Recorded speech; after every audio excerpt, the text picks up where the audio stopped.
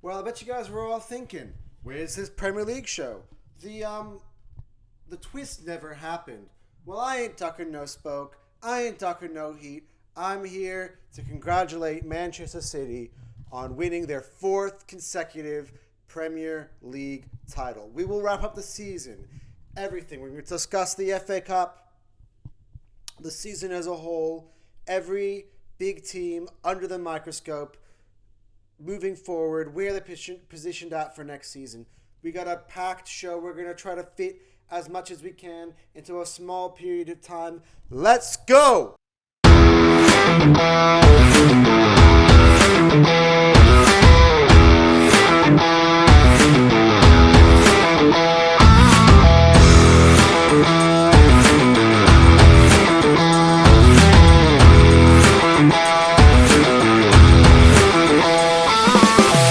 And welcome back to another video. This is episode 7 of the Premier League show, the review edition. And before we get started, make sure you hit the like button. Make sure you're subscribing. Follow us on Instagram. Share with your friends. We are about to do some madness here on Hotspot. We are about to make a mammoth change to our entire templates. We have got a format overhaul change coming your way. So this is the last Premier League show in the format that you know it. I know I've played around with it back and forth. But coming from next year, we're going to have a fresh new look, more graphics, probably a smaller video time. But we got all the content for you.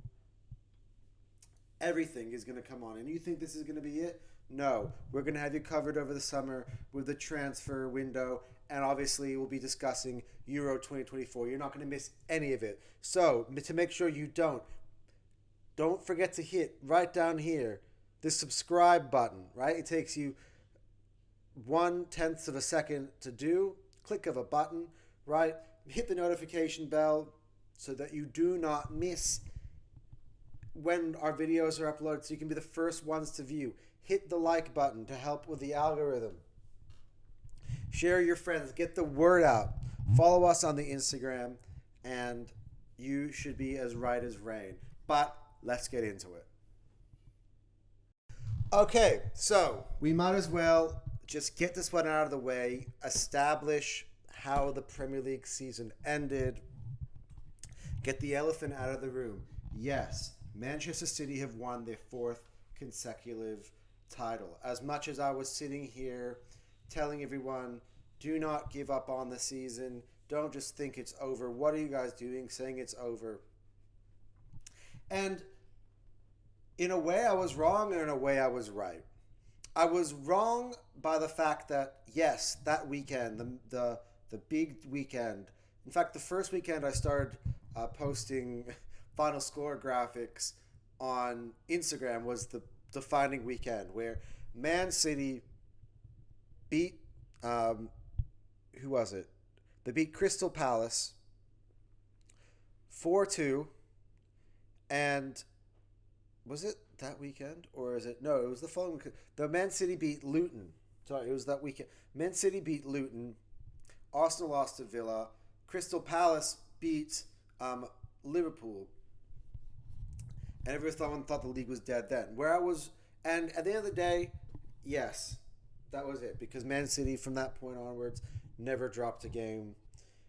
Neither did Arsenal, by the way. But neither did Man City, and that was the end of the title. Where I was right was the fact that Arsenal pushed Man City all the way, where they needed every single last point to make it. The drama was there all the way until the final day. However, we might as well bring it and fill you in, although it's happened 2 weeks ago. That final day didn't improve much drama. Within 90 seconds of the game, Phil Foden had scored for Manchester City against West Ham at home, and they would go on to win that game 3-1.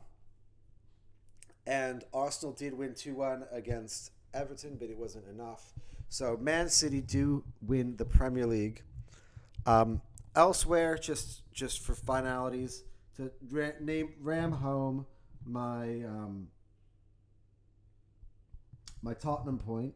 We'll get to Liverpool in a second, but we're going to cover them obviously at large in their own segment. But we go on to my Tottenham point. Crystal Palace absolutely smashed Aston Villa at Selhurst Park 5-0. So, for all those Spurs fans celebrating the defeat to Man City, a victory over Man City in that game would have gotten them into the Champions League, in which they backed out too early, and they will not be playing in the Champions League. Aston Villa, under Unai Emery, will be playing in the Champions League. They have qualified for the Champions League, as I said in my last video, due to Tottenham's defeat against Man City. Liverpool, we'll go back to Liverpool again. They finished third. They finish on a high with a victory over Wolves on the last game, and Jurgen Klopp waves goodbye to Liverpool. He's no longer the manager of Liverpool now. Arne Slot is now officially the manager of Liverpool. Elsewhere, the fifth place finisher, as I mentioned before, was Tottenham. They will be playing now in the Europa League. Also playing in the Europa League, who finished 8th. So I'm going to go back, but put him there. And we're going to cover this a little bit extra as well when we hit to that segment. Manchester United, having won the FA Cup, will now be finishing in the Europa League. Another reason why I've waited this long to this video is I wanted all games to conclude, including the FA Cup final, so I could have an accurate positioning of where everyone is in Europe. So Tottenham and United are going to be playing in the Europa League. Playing in the Conference League, finishing 6th, is Chelsea. Newcastle would have played in the Conference League had Man United beaten Man City beaten Man United. Chelsea would have played in the Europa League, and Newcastle would have played in the Conference League, but the Conference League position now will belong to the Blues,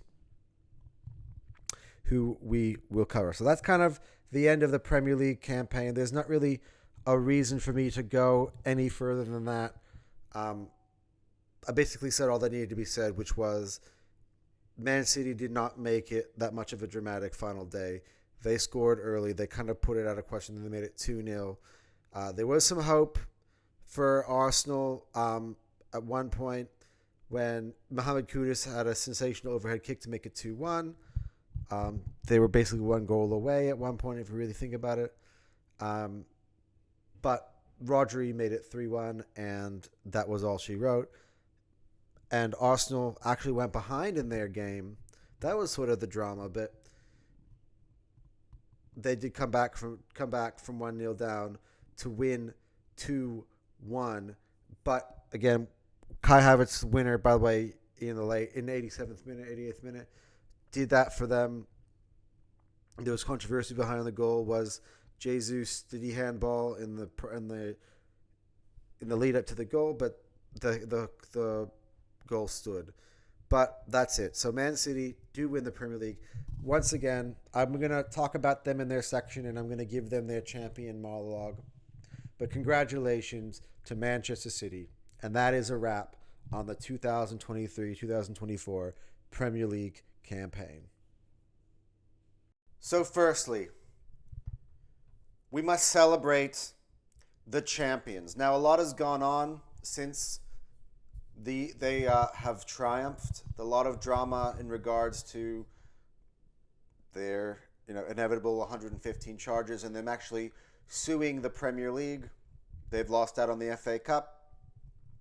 But we are going to begin now. We're going to backtrack about a couple of weeks to the end of the Premier League when they had won the Premier League title. So, congratulations, Man City. You guys are probably most likely the greatest side in the history of the Premier League in terms of what you have now achieved. 4 consecutive Premier League championships. In the entire history of English football, this has never been accomplished. Obviously, there are things to be seen in regards to your 115 charges, and I know Man City fans are not going to like that I've brought this into their champion monologue. This is about celebrating a champion. But in terms of the narrative of Manchester City, until proven one way or the other, it's always going to be a cloud that is held over their heads. But to this point, nothing concrete has been decided. So I will go under the assumption that what they have achieved is nothing short of sensational. It's draining. There's inevitability about Man City that is depressing at times. But every single year, we kind of renew our energy and go, you know what? Let's go get them. And look, I'm going to be upfront. I'm not their greatest fan, regardless of how the outcome affected Arsenal, obviously. I'm still someone, regardless of the sport, who likes just to have really good intrigue, good drama, great competition. I want to see the best players playing each other. This is why I don't like super teams. I prefer to see the best stars going head to head rather than a bunch of stars beating up on a team with not as many stars. And there's a perfection. There's an element of ruthlessness that I admire, particularly from Pep Guardiola. It's very easy for a team to, after even one, teams that I have supported have just won one, and I haven't gone to see them do it again. Just winning one time can be very satisfying. You go back, you celebrate it, and you kind of feel like, well, it doesn't matter whatever happens now. I will then have remembered having seen my team win. It's going to be a tremendous moment that I will never forget. But the ability to then go back to back and then have the hunger then to win it 3 in a row. And then at 3 in a row, even I said, I remember Gary Neville said, it's going to be hard. You know, you've already won 3 in a row. You've won a treble. It's going to be very hard to be able to come back and have that same hunger and energy to go for it for a fourth time. And that's what they did. And now they shadow the record books. It's going to be incredibly tough, incredibly difficult for anyone to surpass 4 league titles in a row.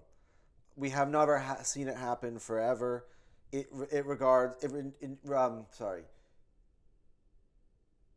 requires a certain amount of consistency, a certain amount of discipline, and a hunger from bottom to top, from the ownership to the management, the board, coaching staff, players, the kitchen staff, the kit managers, the janitor. Every single member of a club is very important. There's a certain level of high quality standard that must be maintained in order to create such a culture of consistency. And Pep Guardiola, for me, has to be one of course, there's always going to be Sir Alex, and not only Europe, globally, but also just in the Premier League or English football. There's always going to be Sir Alex, the dominant that he put together with Manchester United. Sir Alex, by the way, built that entire culture, everything about Man United, that prestige, from the bottom to the top. Which is why I would still make Sir Alex my greatest ever manager. But in terms of this current era, the dominance he's had at Barcelona, at Bayern Munich, at Man City, anytime he enters the league, it makes it incredibly difficult for anybody else. He is by far and away the best manager in the world in terms of knowing how to motivate players strategically, always coming up with fresh ideas, always keeping everything current, you know. I've never seen someone to be able to motivate a team the way he does. I mean, it's absolutely sensational. The dominance, the way that they play football out from the back is something that everybody is trying to copy right now. I mean, Arsenal with Arteta is trying to copy that, and they've so far been the best template to go by in terms of how to set yourself up for the future post Pep, using the similar models that Pep has put in place. We've seen now, and we're going to get to Chelsea in a bit, their appointment of Enzo Maresca, who is also of that breed. You've seen Bayern Munich go out and bring in Vincent Kompany, regardless of how his season went with Burnley. It's about Pep Guardiola, that culture, anything that he sort of instilled in any of his proteges is something that everyone is going after, and you can't bottle it. It's something so rare. He's a coach that is so rare. And look, at the end of the day, we can go back and talk about Man City's legal issues, what's going to come up. I'm now filming at a time where Man City have now sued the Premier League in what is something that is incredibly shocking over rules that prohibit yourself to create sponsorships within basically your own company. So companies in which you have created to sponsor yourself, and also in terms of being able to use clubs in which you own to farm players. All these things were instilled in 2021, and Manchester City now are trying to sue the Premier League basically on discrimination and also on damages. So it's going to be something that we're going to have to look out for. It is something that's really rare. So while I have now praised them, and they are the champions once again, and that should not go under the radar. A lot is going to have to happen, in this summer, and November is now set. The court date for the charges is now set, and so we're going to begin to get clarity on what exactly has happened on Man City. How legitimately is this dynasty? But regardless of that, Pep Guardiola has taken Manchester City and put them on a level that is untouchable. And it's something that I'm jealous. Look, you have hope, and then you kind of know that they're there lurking in the background, getting ready, and they believe that at the end of the day they're going to win the title. But there's nothing I've ever seen like this, and congratulations to them. They are the champions of the Premier League. Now my review of the FA Cup. Before we move on, we're going to talk about all the domestic trophy winners. So before we discuss kind of the Premier League, the finishing positions, how it impacts next season, who's coming up, who went down, we're going to talk about all of the domestic trophy winners. So we've already discussed Man City, who won the Premier League. However, they did not win the FA Cup, as alluded to earlier. It was Manchester United that beat Man City 1 week on from that title victory. They did not win the FA Cup. It was Man United who provided really a shock to their crosstown rivals here. I was shocked. I thought this was an inevitable double for Man City.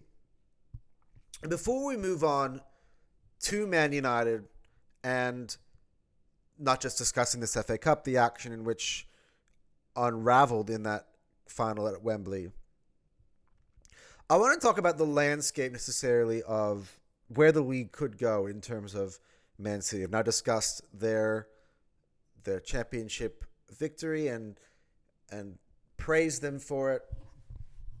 But what now needs to be done is kind of giving you a context, because at the end of the day, they've only won the one trophy.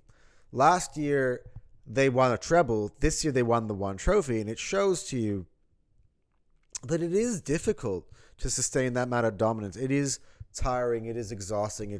There's as mentally strong as they were to get that title and to keep winning. I didn't really mention in the monologue, but now I'm going to, in the same video now, they hadn't really lost a game since December when they lost to Villa in Villa Park. And that is a consistency that is insane.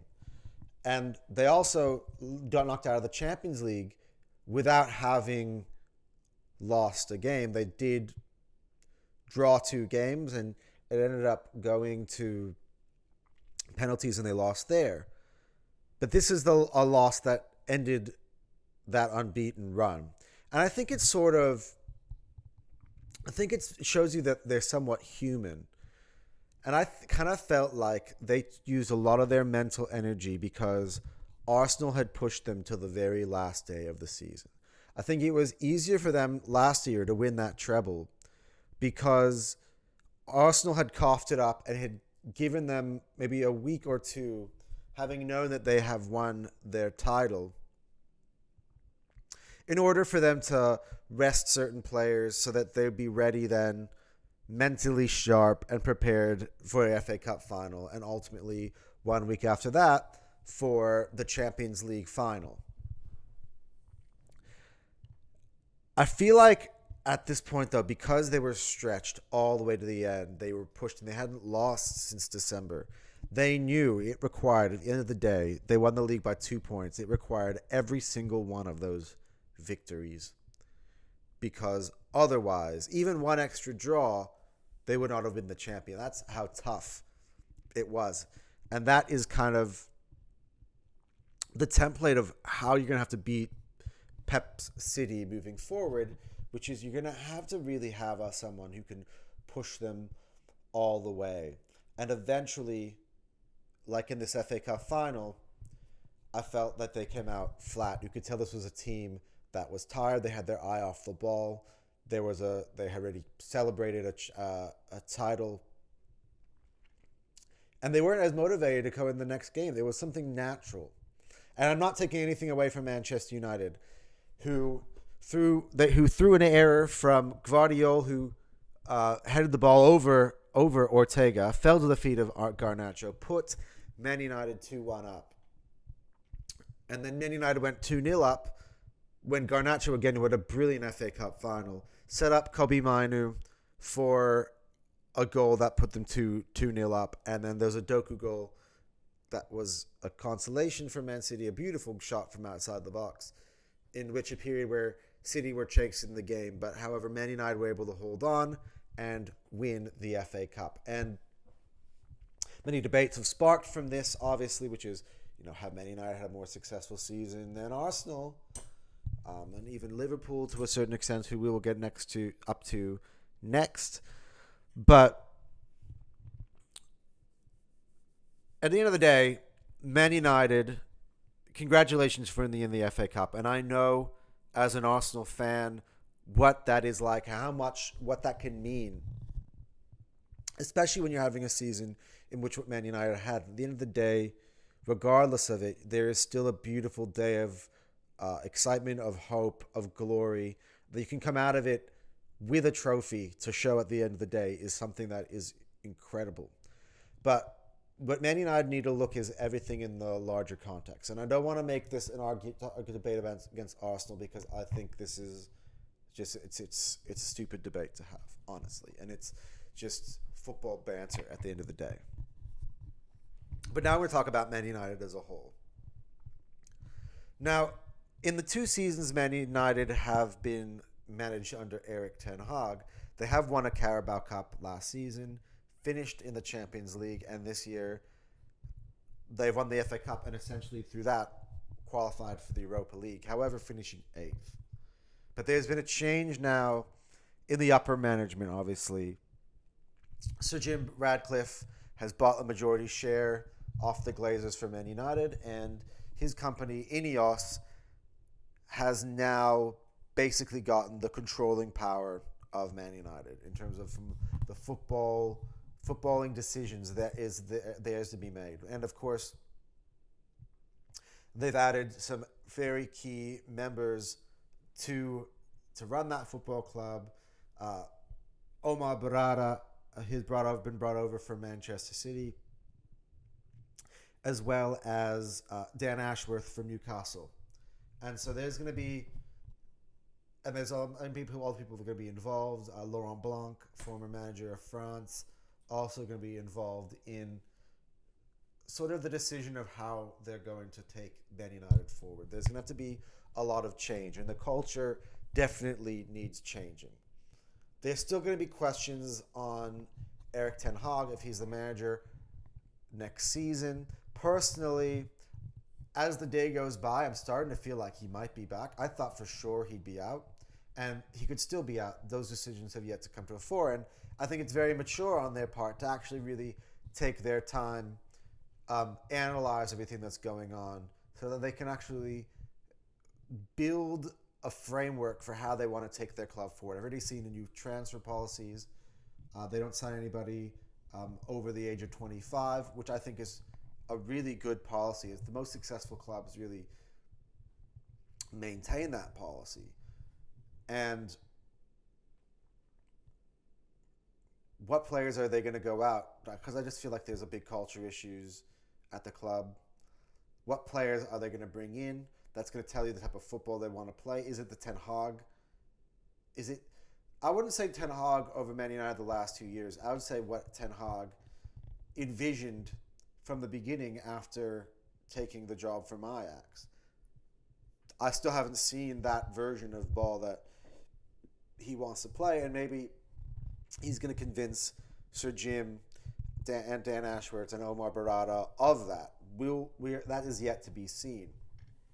But if he does not make it into next season, what manager are they taking on? What style of play are they taking on? What is the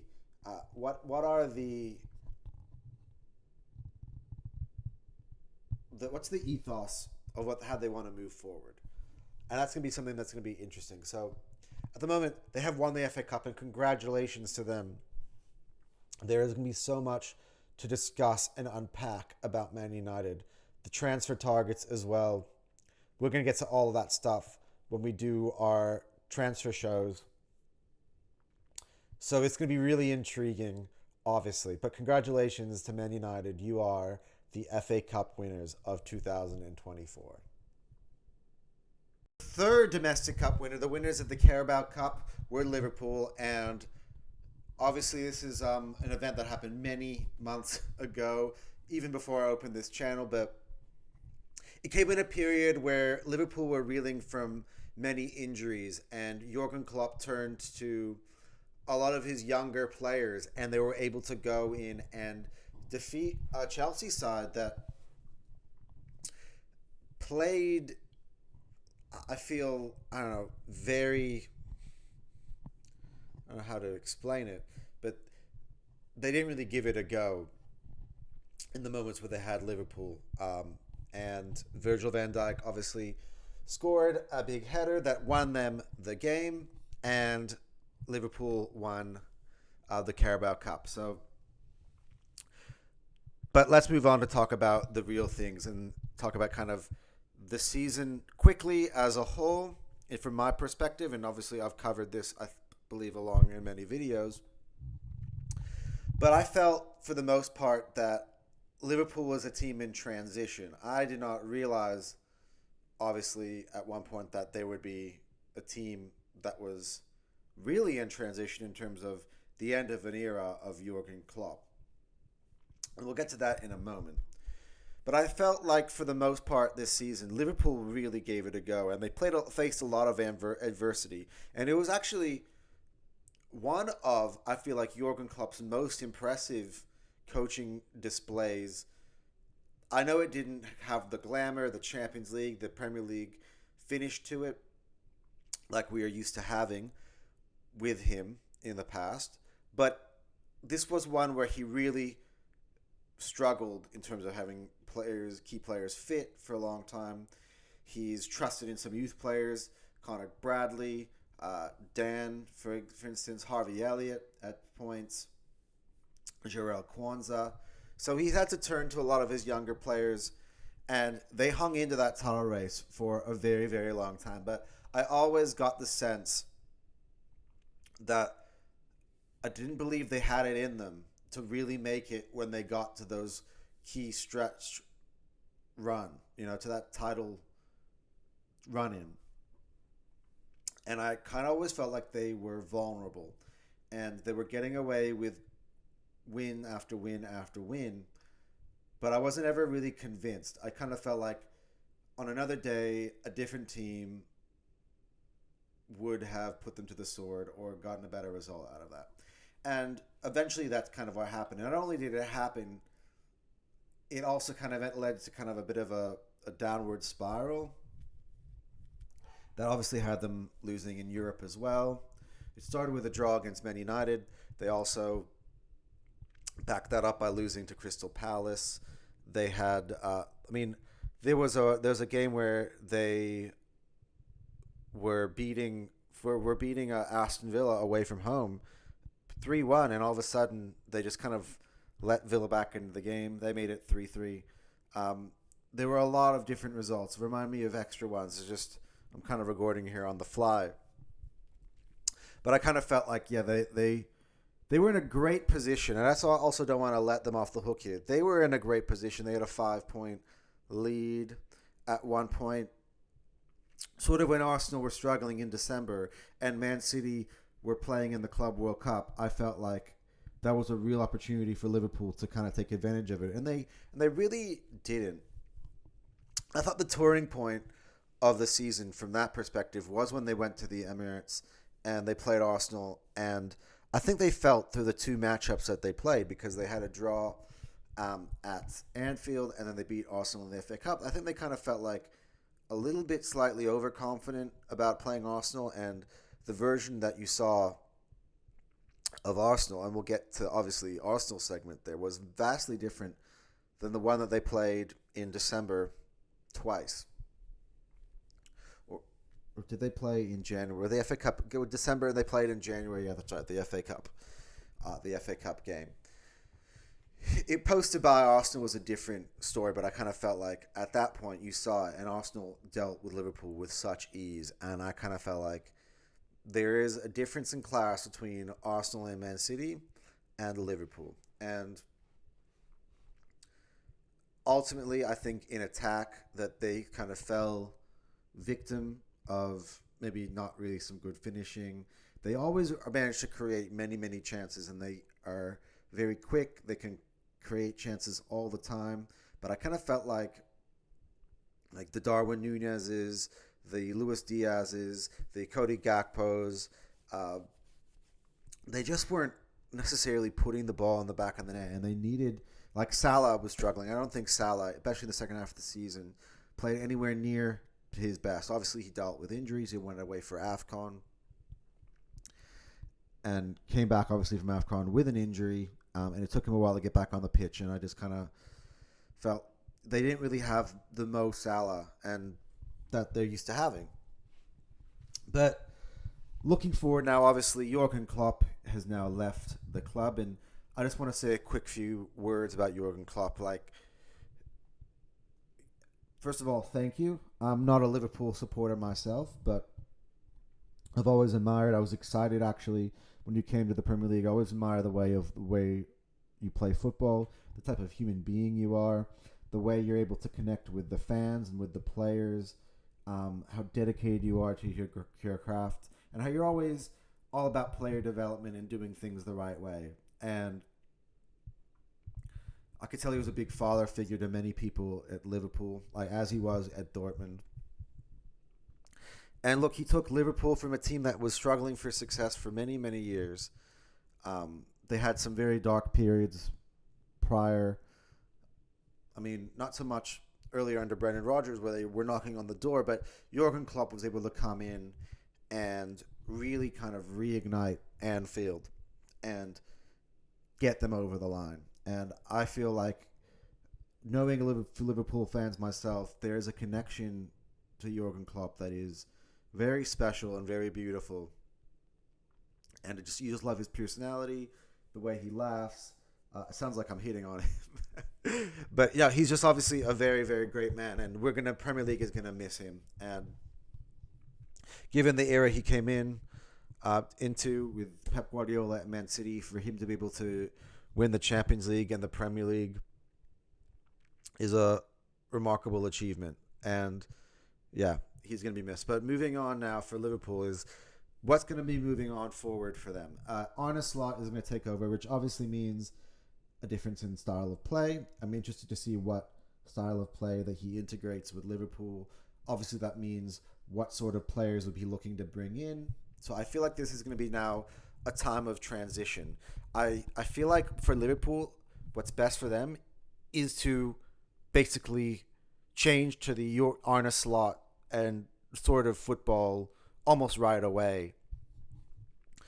I think he's going to have some decisions to be made about certain players. Are they going to be remaining at the club? Mo Salah, I think, is at the top of that for me. The news I've heard recently is that Salah is actually not looking to leave Liverpool, but that remains to be seen. Obviously, there were big offers to come for him from Saudi last year, and so we'll see what happens with them. I think there are a few players that are going to have to leave. I think it's important to maintain some of your leaders in the dressing room. Obviously, that means I think Van Dijk is going to have to stay. I think players like Alexander-Arnold is going to be very important for that transition. But I think players like, I don't know, what's going to be the future of Thiago Alcantara? Is he staying? I don't believe he would. I think he'd be probably dumped. Questions I would say would surround potentially Alisson, although I really doubt it, but I've seen him linked with moves away. Obviously, Kelleher came in and played really well for Liverpool at times. Would there be interest elsewhere for Alisson? You'll see. You'll have to see. But again, I think it's another important player for them to keep because he's a leader in that locker room, and you need to maintain that leadership when you're changing.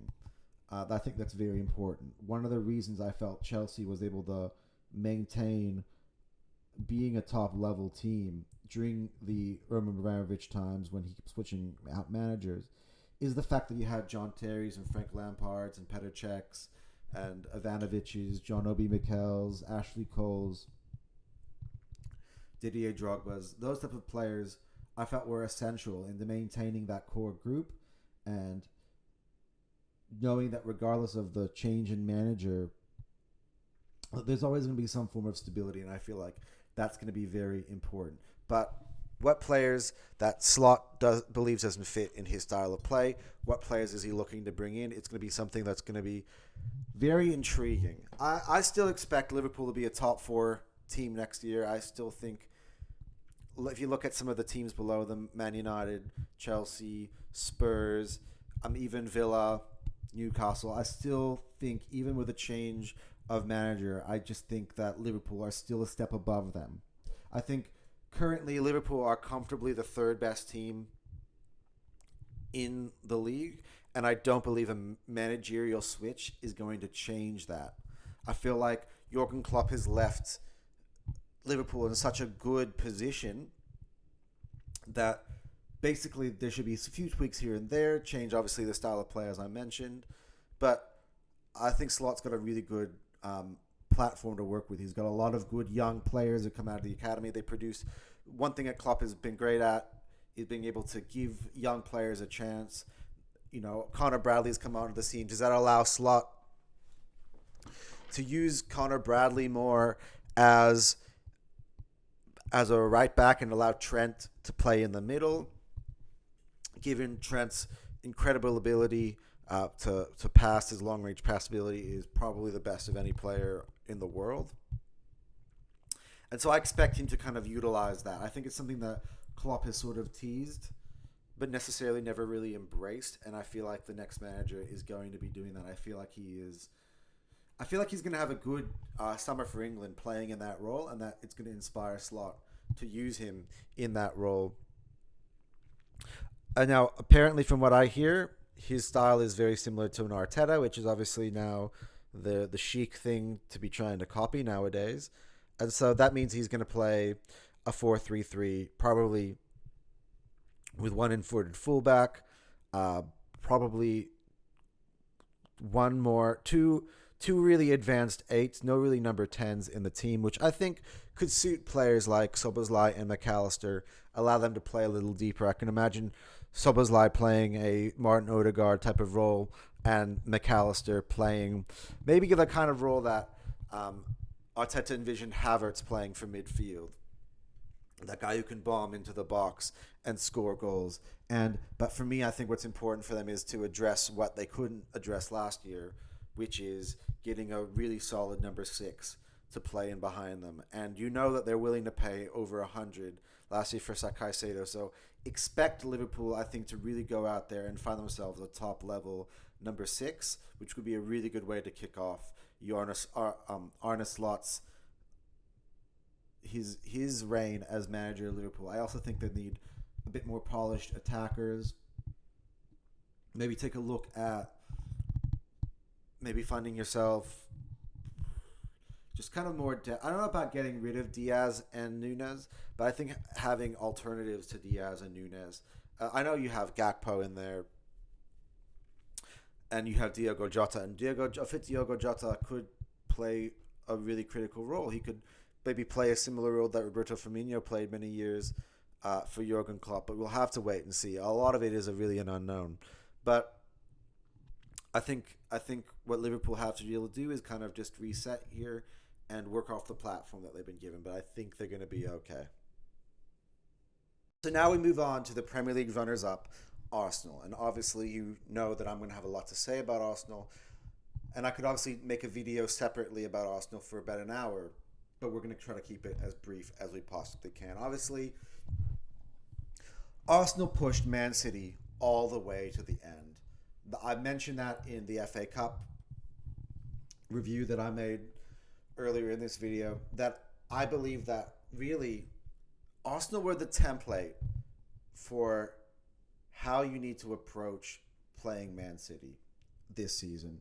Not just in the way that they pushed them all the way to the end, but in the way they approached the actual matchups they played against Manchester City. I believe that it's only a moment of time until Mikel Arteta and Arsenal break through and really become the dominant force potentially in England, but at least one Premier League title could be on the way. At least one major could be on the way. And you feel like they're this close. They were 2 points off. You can look back basically throughout the season where it went wrong, where were the crucial points. There are many valid ways to look at it. You could look at the game against Aston Villa, obviously, in the running. That's the most obvious one to go back and look at, where obviously they lost at home to Aston Villa, and had they not even done, maybe even had they hung on for a draw, it would have been a 1 point gap, and maybe even more would have put some pressure on City to at least drop one. But I think that was a crucial one. As much as I want to steer away from that, because at the time I said this isn't over, but ultimately it was the blow, the loss that costed them the league. Prior to that, though, you can look back to a really poor run in December, and if you look at it in that span, they lost to Newcastle away, they lost to Aston Villa away, they lost to West Ham at home, and they lost to Newcastle. No, they lost to Fulham on New Year's Eve. You mix that as well with a point that they had against Liverpool in December as well, but you kind of would have, if you're being fair, that wasn't really one of the games that cost them. A point away at Anfield is never a bad point. But if you look at even just, I think, the games against West Ham and Fulham more obviously, because obviously Newcastle and Villa are teams that I'm going to mention in this video as what I would call probably top 8 sides now in the Premier League. So, and they were top 8 finishers. So those, again, losing twice to Aston Villa, you thought if you even get 2 draws, you win the league. Uh, it's, and obviously it was by such margins. If you really look at the Villa game, McGinn scores very early, but there were penalty shouts, obviously, in that game that I felt were denied. The one on Kai Havertz comes to mind. Then you had the ball going out of bounds, the Newcastle one where the ball goes out of bounds from Joe Willock, and Anthony Gordon benefits and scores. Obviously, there was a foul potentially on Gabriel in the build-up as well. Both of those things, and an offside, all of those things were ignored. And look, there's a point that Arsenal probably could have taken, if not been able to get out a winner at some point in that game. But moment like that was crucial. Also look at the West Ham game with Jared Bowen. The ball also going out of bounds there. And so that there's another example of kind of just little small margins in which Arsenal missed out. But look, for the most part, Man City deserved to win the Premier League at the end of the day. They accrued more points. And if you really think about it, the last time Man City lost in the league was that 1-0 defeat to Aston Villa in December. After that, from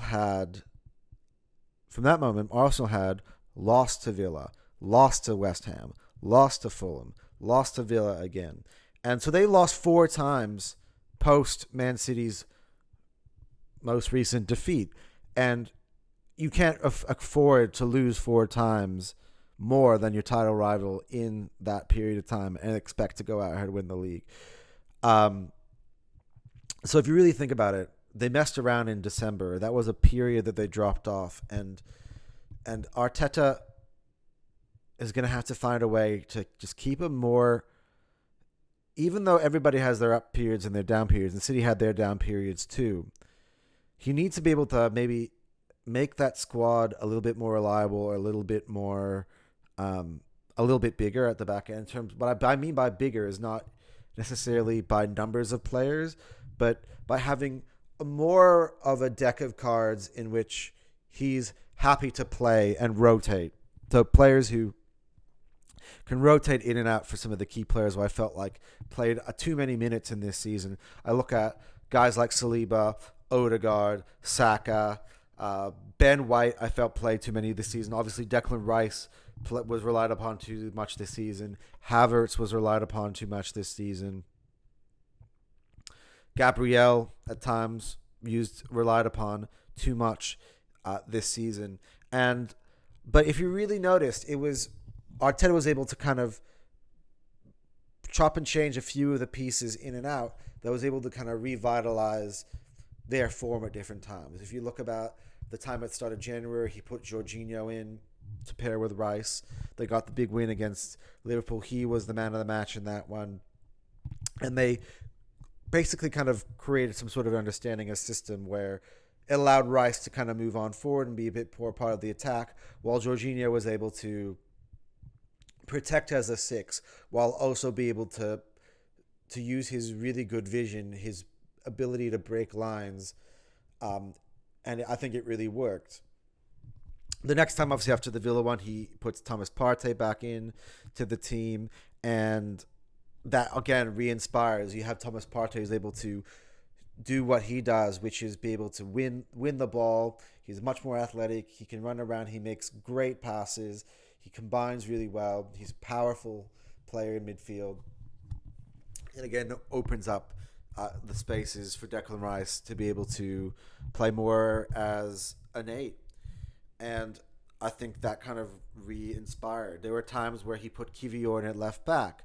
That gave him a nice, solid platform to work from in that January period. And that created an Arsenal that was able to actually score many, many goals, and not conceding many. As I mentioned, they always had this ability to kind of control games. That midfield, the ability for Rice the kind of the what I would call the Bermuda Triangle of Rice, Gabriel, Saliba. You add Ben White in there. I think, as critical I was earlier in the year, if you switched to put David Raya instead of Aaron Ramsdale, David Raya provided a really great ball playing goalkeeper who was able to settle down the play, and is a very smart player. So, and he knows how to use the space as well, and he's really great with the angles, and it created less chaos in that box, which allowed Arsenal to basically feel more comfortable moving forward, but also not necessarily needing to score many goals to win games because there were less mistakes at the back. Those mistakes creeped in during the two-legger against Bayern, and as well that game against Aston Villa, and ultimately that cost them the Premier League and the Champions League in that 3-game span. But after that, they were able to then go back to what was working. But what can Arteta do? Who can he turn to now? Who can he add to the squad that allows him then to continue to refresh without ever having that drop off? And that's what's key. I felt like during those Bayern games and the Villa in the middle, they looked tired, and they started really well in the Bayern game. They scored obviously early, and then Bayern kind of shocked them, and they felt hard done by. Then they followed that up again in the Villa game, and they kind of looked leggy, but they created many chances, and I felt like the confidence just dropped off just a tiny little bit, and Villa were able to come in late and steal 2 goals late on in that game.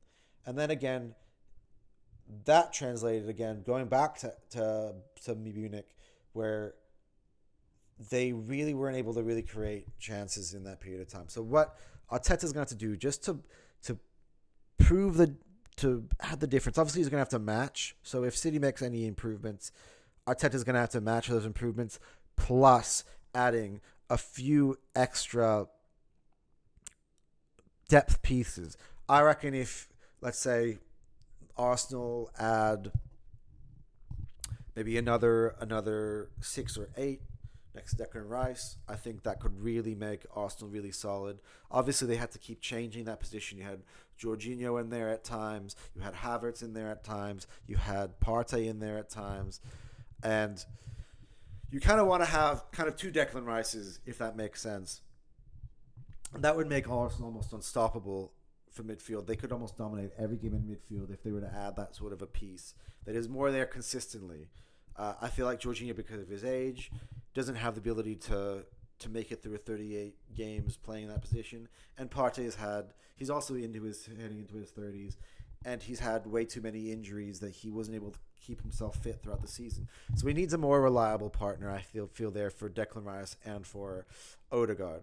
I feel like Arsenal as well need to get a more clinical striker to add more goals in there. Not necessarily being number one. I feel like Kai Havertz found his legs later on in the year, and he started to grow in confidence. And so he can have maybe kind of an alternative to Havertz, but a guy who really has an eye for goal, and you can bring off the bench to bag, or you can start in times. That way you're always keeping everyone fresh.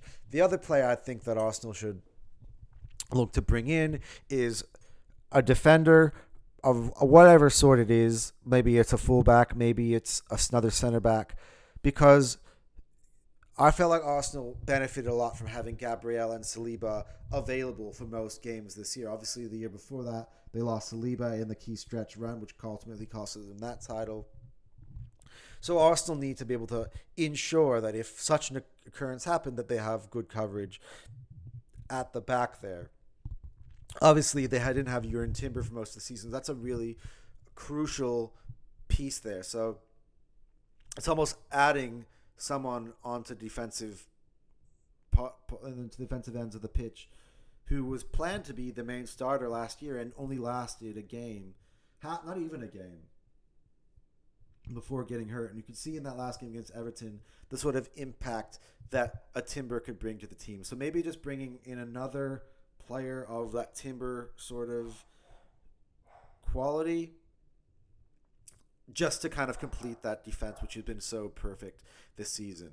The other the other area I feel like they need to address is is going to have to be probably a winger because I felt like Saka has been overused. I feel like he's been overheated. He gets fouled a lot and he comes limping off the pitch. I know people make fun of it, but it's because he gets fouled a lot and he's keyed in on.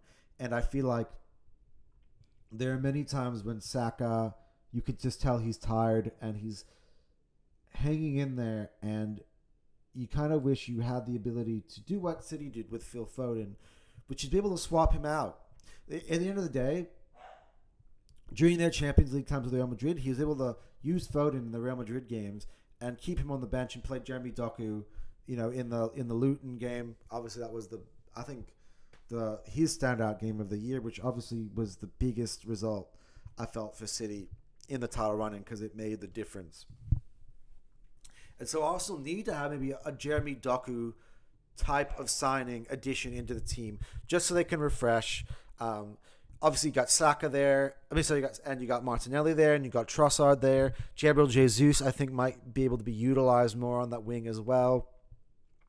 So they've got options, but I feel like you just need one extra, just because you have to understand what you're going up against. City have that ability, and you need to also have that ability if you're going to go toe to toe from start to finish. And I mean by not having bad periods. And if it's bad periods, you're picking up the odd draw. You're not picking up loads of defeats. At the end of the day, the maximum amount of losses that I believe that you can afford to have totally in the season is probably 3 or 4 if you want to be the champion. I think 4 is the most you can possibly get away with, but it's still going to be a tight race, and you might only win by a point or 2. And those are the fine margins when you're taking on Man City.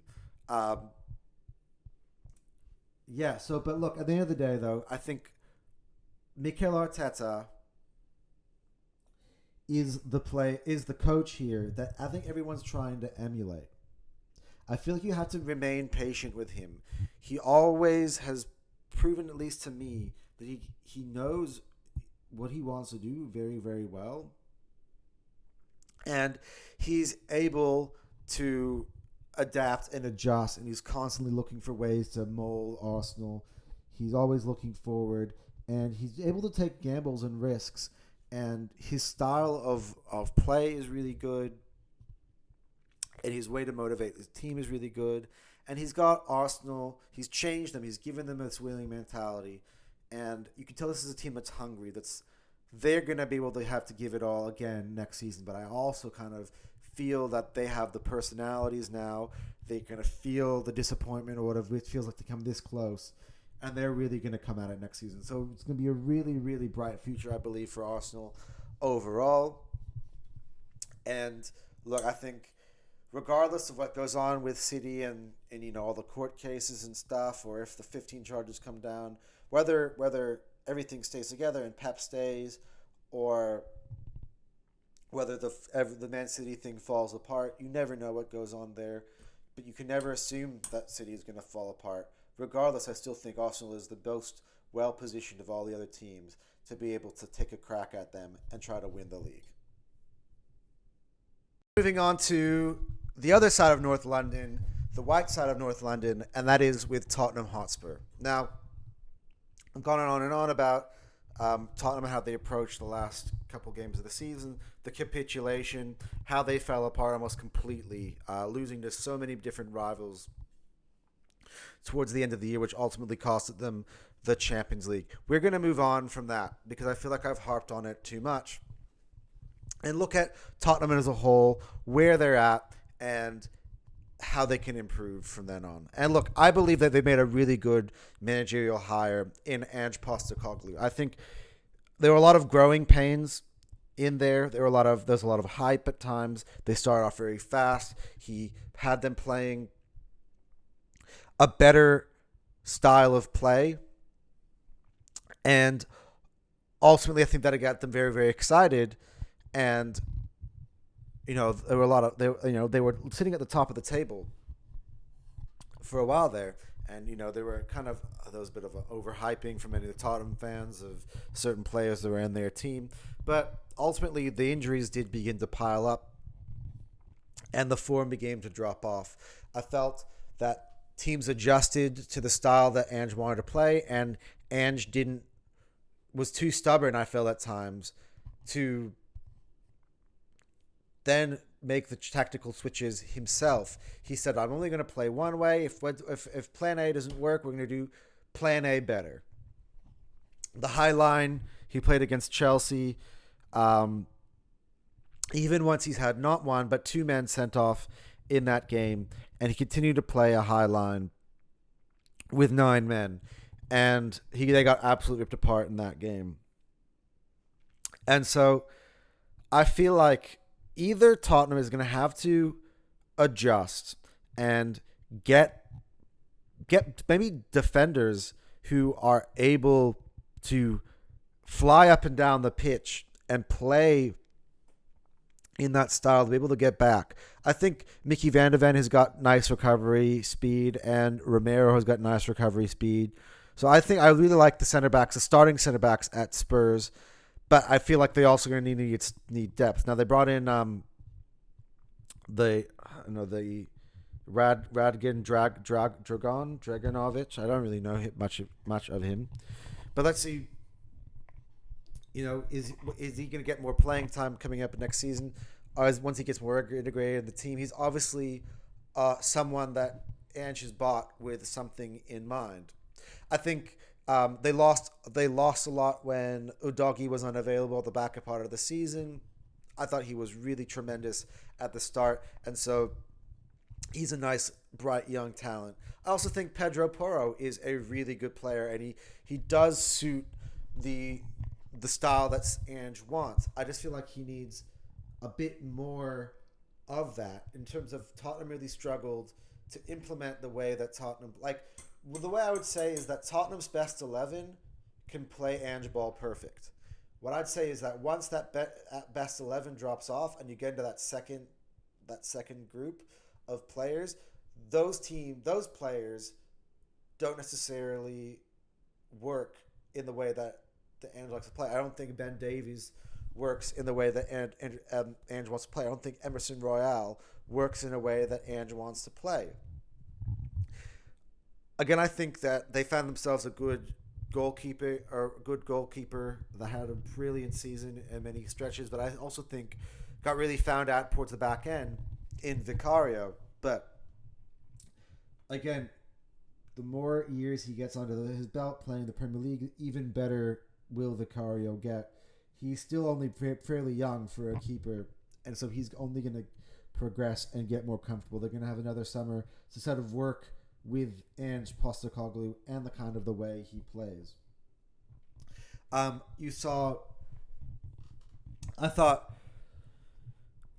think basically the biggest weaknesses for Spurs is in attack and in midfield in certain respects.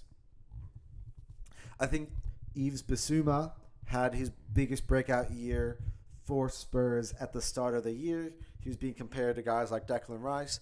And I think at the time, I think fairly, his performances were really good, and I was very impressed with him.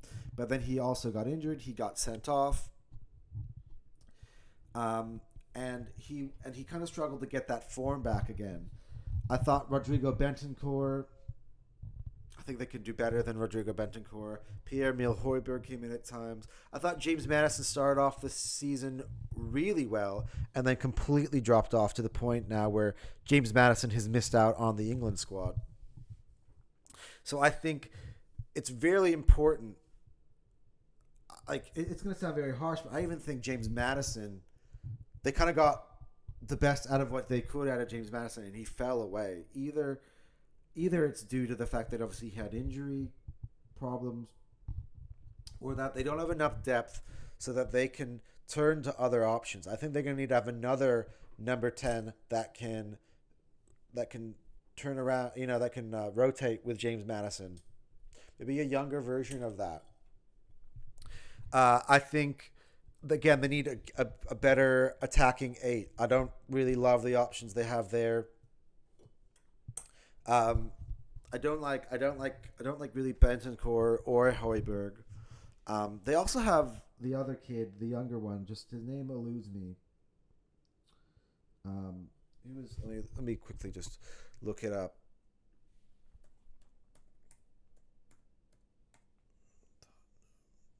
Players.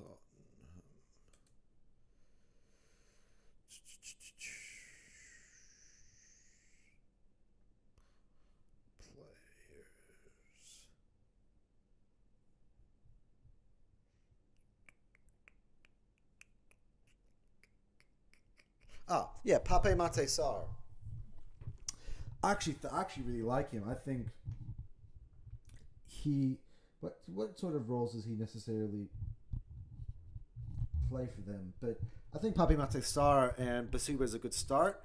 But I also think that they just need a little bit more meat on the bones there in terms of midfield. If you look at some of the competitors that they have to go against, this is what I'm talking about though. When I was saying that people were hyping up Basuma, they start putting him in the Declan Rice category, which he's not. If you look at the best teams in the league, they've got really big, powerful midfielders, but are also really creative. Look at City.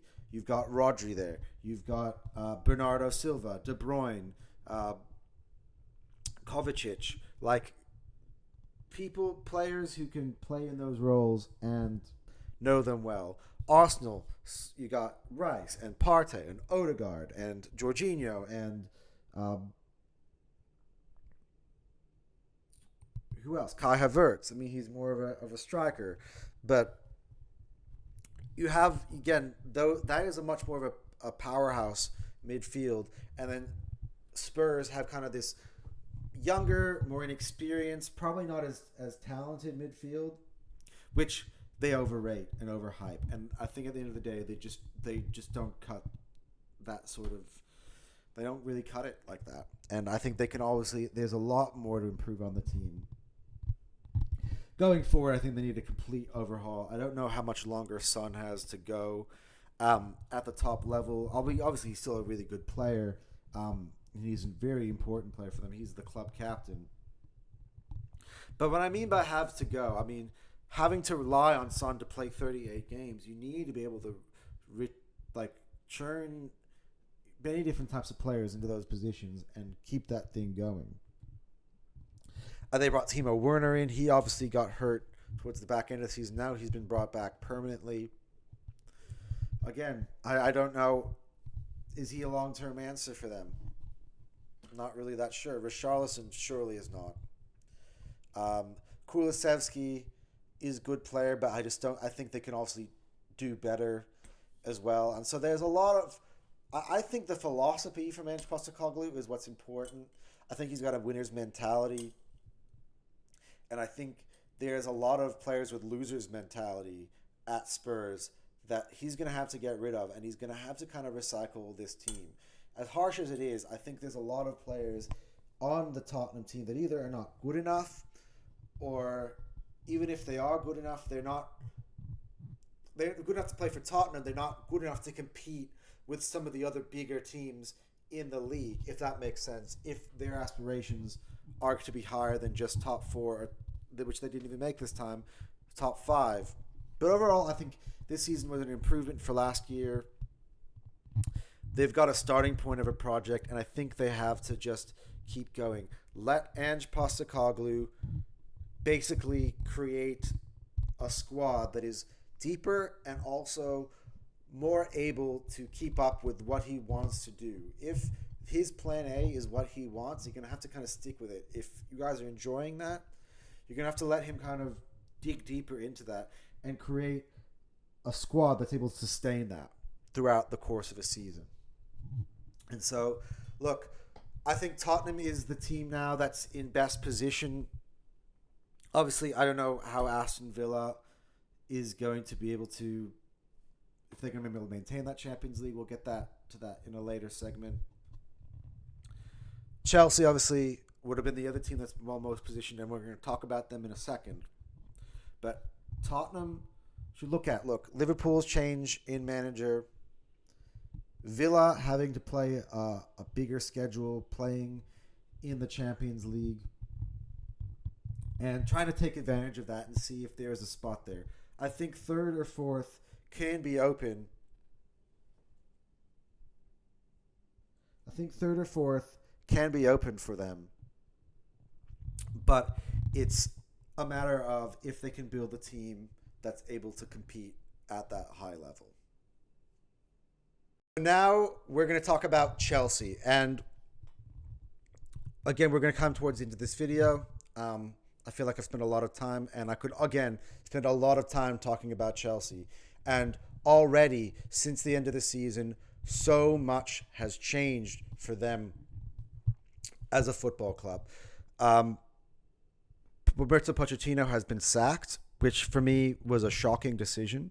Obviously, was one that I don't believe was football related. I think it had to do with Poch's wanting to have more say on the players that come in or go out.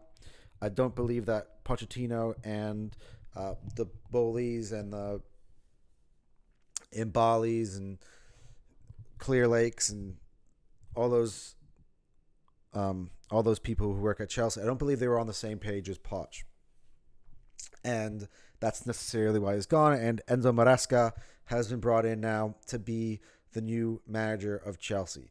Let's just kind of talk about quickly what's gone on with Chelsea. And there's so much to go in terms of, I believe, just the direction that I think Bowley has taken them, which is in a wrong direction. I think there's been an overspending on transfers, not necessarily players that fit the profile or any sort of style of play or any sort of culture, for that matter. It's just Bowley insisting to want to collect as much young talent as he possibly can. But I'm just going to be blunt. I just don't think that really fits with kind of what they wanted to do. You don't even know the type of managing, Poch started really, it took him a long time to get them going and finding their legs towards the end of the season, where they made a good run in terms of changing a season that would have been 10th or 12th to being top 6 and being in the Conference League was a really tremendous achievement from Pochettino. And they finally started to get something going, and now he's gone, and they kind of feel like they're having to start from scratch. And Maresca is going to play a different style from Poch. And I just think it's a lot of toying, a lot of playing around. I don't believe that they're ever satisfied with what they get. I don't think they're willing to stick to a plan long term. And I just think this is an owner and this is a board that doesn't really know what they're doing, that really lacks direction. And I think that's Chelsea's main problem. They had a lot of really shocking results at home against sides that they should not be losing to or drawing to.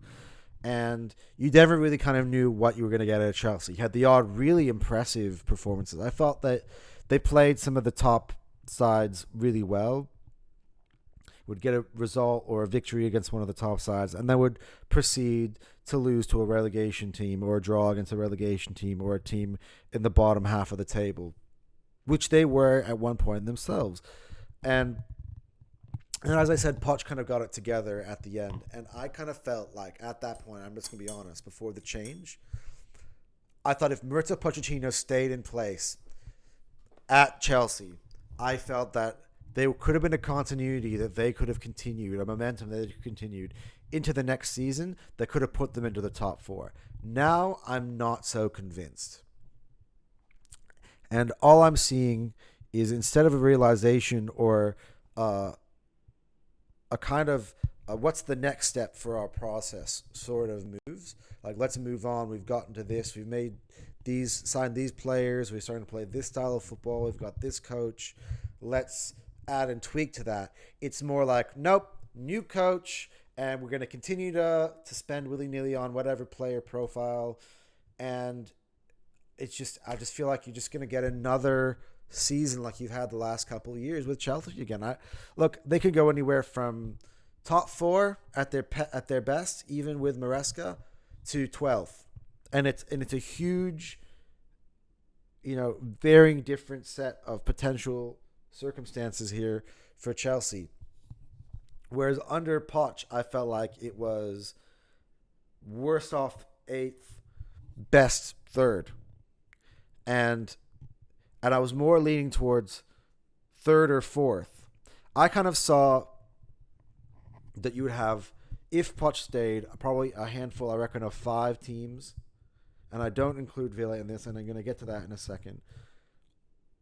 City, Arsenal, Liverpool, Chelsea, Spurs, who probably would be your 5 established best teams, I'd say, next season, had that maintained. And it could still be the case.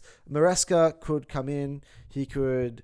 His type of football could come off the ground running right away. You never know. But again, what's the philosophy of football that he wants to play? Are they able to sign players that want to play that style of football, or are they just going to have a manager that's going to be like, look, these are the players we're buying for you. We want all these high-profile youngsters. We don't necessarily know if they're going to cut it in the Premier League or not, or if they're going to develop well. We don't care. That's your problem. And if you're not able to get these players to develop well, we're going to just move you on again, and we're going to move to the next guy. And I just don't think it's sustainable. And I think there needs to be some looking in the mirror. Look, at the end of the day, some of these youngsters came through, and I don't want to go through a Chelsea review without talking about Cole Palmer and the big bright spot for Chelsea and hopefully as well for England this season. Cole Palmer was phenomenal.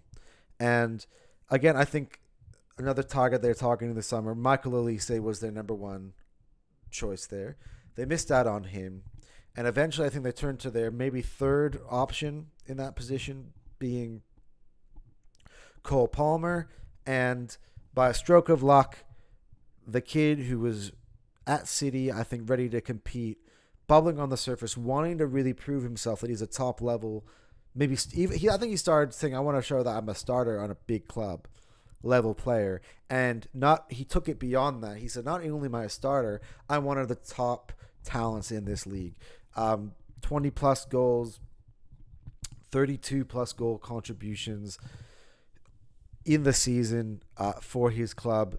Cole Palmer is a star, and I'm only looking forward to when they get a fit Christopher Nkunku, what that could look like. What maybe a Mykhailo Mudryk. I think the best case scenario for them in attack, again, they might be able to acquire an Olise or acquire maybe another striker in there. You get kind of like a Mykhailo Mudryk, Noni Madueke, like some of those players, they could start to gel and really pick up. But again, now they're going to have to relearn a new way of playing. They're going to have to, I just think some of these players, look at that midfield. I think Caicedo and Enzo were awful.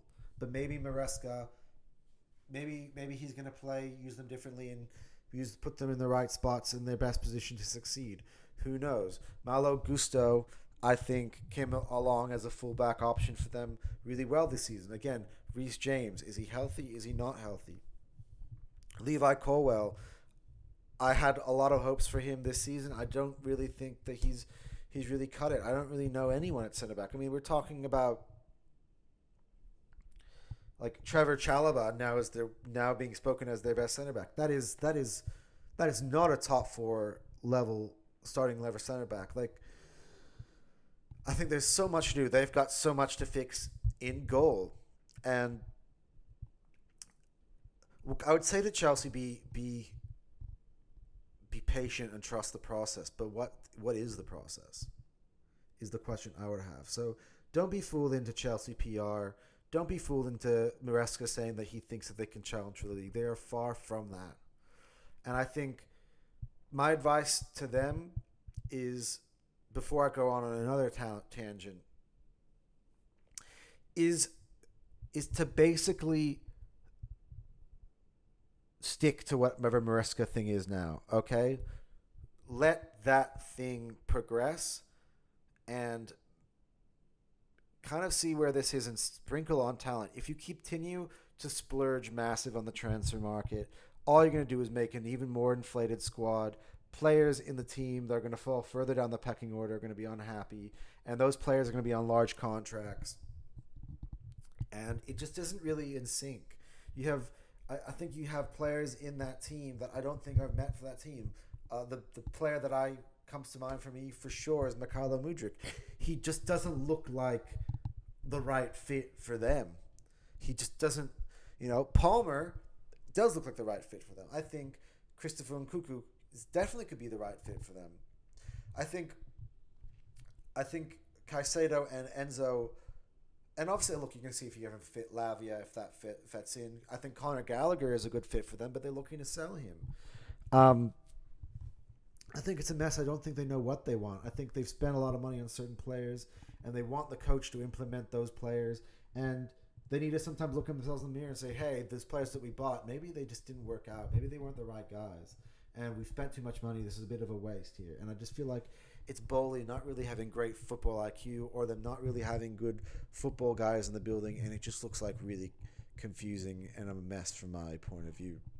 They spared their blushes, I think, by finishing top six, and they needed to kick on from that and continue with Poch. And instead, they've imploded that, and they're starting again from ground zero. And I think, for me, that's massive. And honestly, I know this isn't going to be popular among Chelsea fans, but I think that's my honest truth, my honest opinion about Chelsea. And we're going to finish off now with, I think, the two of the teams now that you have put themselves in position. In fact, these are two teams who have now qualified for the Champions League in different seasons. So Newcastle obviously just came off a season in the Champions League where they didn't make it out of the group stages, and Aston Villa, who are qualifying now for the Champions League, and I put them in this similar category. I feel like at the start of every season, it's unfair for me to put them even in the top six, either of these two teams, because I think the ceiling, obviously, of the big clubs, the resources of the big clubs are higher, and if they had their acts together and they didn't have the dramas, they got the platforms to do better than both of these teams. They got more resources. I mean, Newcastle does have resources. Obviously, they have their own now by Saudi, but with PSR rules and stuff in place, there's still a long way to go for them, and they still have to make sales in order to comply with that. And same with Aston Villa. Both of these teams fit in that same sort of category. And I think Newcastle is going to have a better year next year, but depending, because, again, a lot of their big players are being linked away. Now, at the back of my mind, I think one of these players might not make it to Newcastle next year, and if I was going to pick anyone, I would say it would probably be Bruno Guimaraes. Isaac, I think, is going to be priced out of a move elsewhere, but I think he's a player that I think, honestly, would prefer to move somewhere else via the opportunity to do so. I think Anthony Gordon had a really, really good season for them this year. I think he's a player who's only going to get better as things move on. So I do think that overall Newcastle have a really nice set of players, and I really like Eddie Howe as a manager. I like the way they're set up. Again, without the pressures of European football, they could easily make a run at it. Here's the thing. Both of these teams, I would have it by default 7th or 8th. You can put them in either order, but they have the ability then to also move higher, because you never know. Man United, you never know about what happens at Chelsea. I think even Tottenham has the ability to fall below these two teams. So you kind of have that back half of what I call the traditional top six, which aren't as consistent, have the ability to fall below Newcastle or Villa, or have them somewhere in between. Whereas I believe that City, Arsenal, Liverpool are untouchable from that perspective. So I think both of them are going to have similar. Let's see what players are going to have to sell to comply with PSR, what players are going to be able to bring in. For Villa, it's going to be a big season playing in the Champions League next year. But again, who's going to be there next year? What type of teams are going to try to poach their players? So at the moment, it's a bit of an unknown. What I would say for Aston Villa is they had a remarkable year. They actually played incredibly consistent throughout the year, and obviously consistently enough to hold on to the Champions League spot. I also kind of saw them fizzle out a little bit more about the back end of the year. Again, I think there's questions on whether the squad is deep enough to maintain, and it's going to be even harder now playing in the Champions League for able to maintain it. But what Emery did with them last year was fantastic, and I'm going to be really curious to see how it looks in the Champions League. My guess here would be it'd be similarly to what happened with Newcastle. However, Emery is a manager who's got a lot of European experience and European pedigree, who could manage that tournament well. But I think it's yet to be seen, and to see if he has the tools in the shed to be able to manage both competitions and be able to be good at both competitions, and for that Premier League positioning to not be able to take a hit. Because look, I think what they did this year was a bit of an outlier. It was a great effort, but you had to expect that some of those other bigger teams, again, as I mentioned, who finished below them, like Tottenham, like Chelsea, like Man United, they're going to make adjustments, and that they just have a bigger resource pool for them to be able to skip over them. As well, the same applies, I think, with Newcastle. So I think both of those teams fall into that same category. I'm not going to go too deep into them, but what I'd say is that they're very capable of going higher than 7th or 8th, but by default, out of respect for those other more established big clubs, I have to kind of put them there when I relook on the way it is going to be the landscape of next season. If you're still with me, we've come to the end of a very long video, a Premier League review video, and that kind of puts the cap on this season's Premier League, and we're going to put it to the side now as the Euros take over. So we're going to start our coverage of the Euros coming up soon. I think mostly because the NBA season is also coming to its conclusion, that this channel is going to be really dedicated to football, both soccer and NFL, as NFL starts heading as well into training camp. I'm going to start building up that season, building up the Euros, and then we're going to get back to the Premier League and keep looking up on my Instagram, on my TikTok, which is now blowing up. We've actually gone viral on one of our videos recently, which is awesome. So now I think the channel is really going to have the platform now to grow. A lot more eyes are now on the channel, on the content that I'm creating than there were before, which is just amazing. And I'm just so happy and humbled to have that. And obviously we're having a bit of a style change here. So this is the end kind of this, the way that platform is as you know it. We're going to have a lot shorter videos. We're going to have a lot of different types of content. But hang on, because the Euros are coming up and it's going to be so much fun. I'm so excited to cover that with you all. It's going to be completely different. It's going to be a celebration of football. We're going to have players from other leagues that I don't necessarily get to talk about, and we get to discuss, the beautiful game. I love international tournaments. I love Euros. I love World Cups.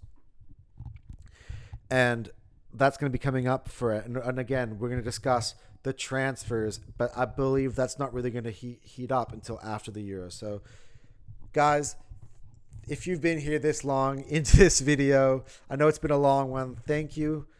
If you're anything like me, I love long videos and I love long podcasts because I can work and have it on in the background. So, obviously, it's if you're someone like me, you've made it this far into the video. Thank you so much for sticking with it. Make sure you hit the like, you subscribe.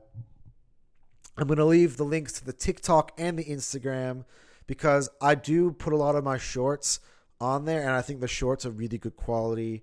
Now we're really changing our style on the shorts as well. I think it's kind of become the bread and butter and the easiest, most watchable version. So that's why I'm going to kind of try to create YouTube content that's more similar to that I can put on here.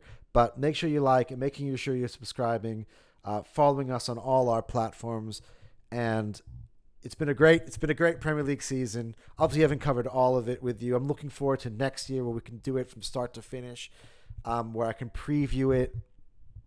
Obviously, after some of the transfers, a lot of kind of what I've discussed today will change, and I'm gonna go through kind of all the statistics and all of the data, and kind of come together with a more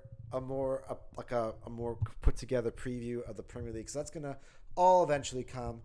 There's so much to do on this channel. There's so much a journey, but up until then, guys, I will see you guys on the next video. Peace.